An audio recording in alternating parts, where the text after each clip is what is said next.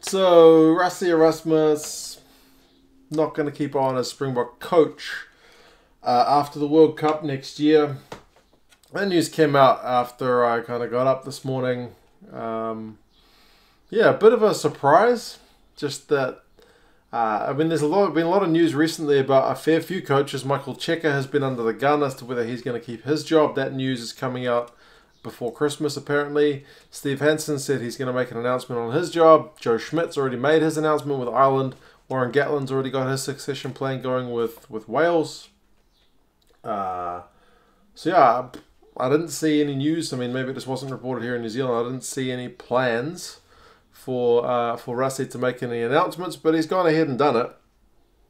I guess once you can take into account the fact that it wasn't announced like that he was going to make a decision beforehand. The call itself that he's going to step down as coach is not, just based on his recent history since his appointment, is not all that surprising.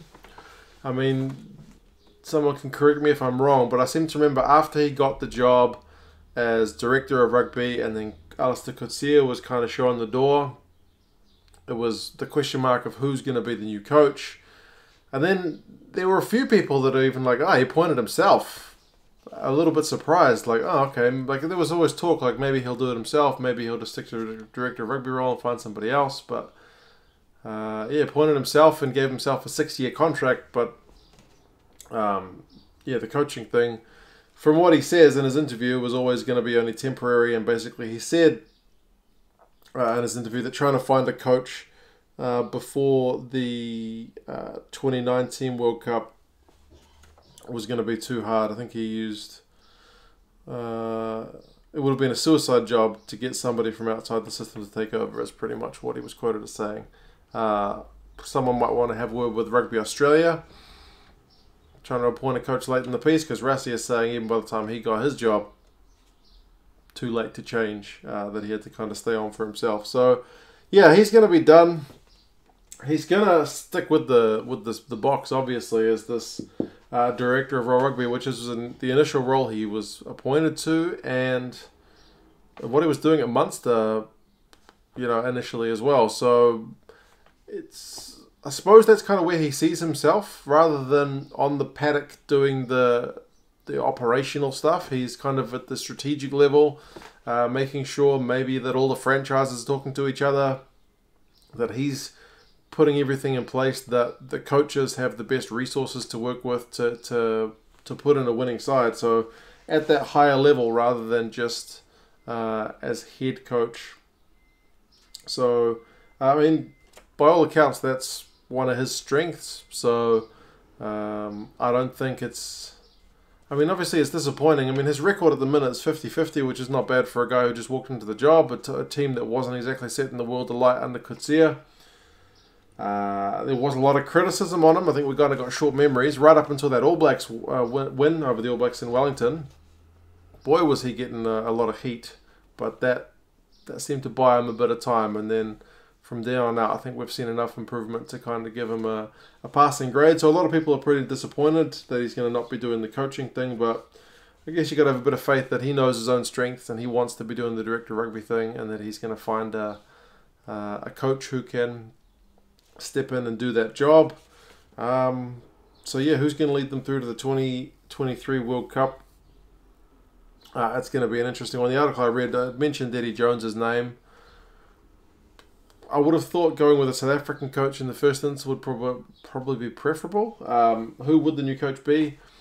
I mean, the main man, who I've seen a few other people mention as well, who's the first guy that came to my mind, was Johan Ackerman. Really successful with the Lions. He seems to be doing a pretty solid job with Gloucester, so I don't see why he wouldn't be a front-running candidate. I did try to have a look and find out how long his contract goes through with Gloucester, and it seems to be 2020 from what I read, but I could be mistaken. There wasn't like a clear-cut answer. So, but I mean, Rassie got out of his contract with Munster to come over to the box as well, so I suppose that's not a deal breaker if he is under contract. He's also worked a lot with Swiss de Brain. I mean, I know Swiss has only had that one season with the Lions as head coach, but he seems to be forming a pretty close relationship with Rassie at the moment, kind of assisting him with the coaching job with the Boks this past year. So yeah, I suppose there are definitely other names as well. You guys can speculate on who you think might be up for the job. But yeah, it was a bit of interesting news. Obviously, he's still got the World Cup to go, so it's not like he's walking out the door now. But yeah, it's going to be a big shift up for South Africa Rugby. I guess getting the announcement out of the way now, again, kind of like some of the other jobs, it stops with some parts of the speculation about will he, won't he. Until they decide who is going to be the coach after Rassie, there's always going to be a bit of talk about what's going to happen with that role. So I suppose it would probably be beneficial to try and get that sorted as soon as possible. But with guys under contract and filling other roles at the moment, it might not be as easy as all that. But yeah, after World Cup 2019, there's certainly going to be a fair few big names floating around looking for work. And there's not many guys who are going to turn down a chance to take the Springbok job, because it's one of the top jobs in world rugby. So it's an interesting one to watch. We'll see how things go. Definitely not all doom and gloom. I think it's a wise move that he continues with the work he's done up until his end date of 2019, and then steps back, looks at that overall picture, and hopefully can put all the pieces together for a successful challenge. I mean, I've always said that I think the way we judge Rassie with his time at the Springboks is 2023, because 2019 might be a touch too soon. Progress is being made. I guess time will tell on that one. But yeah, we'll see how things go. You guys let me know your thoughts on that news, and how you think this will affect the team, if at all, in the short term. How do you think the search for a new coach will go? Who would you like to see in? And yeah, talk to you again soon. See you later.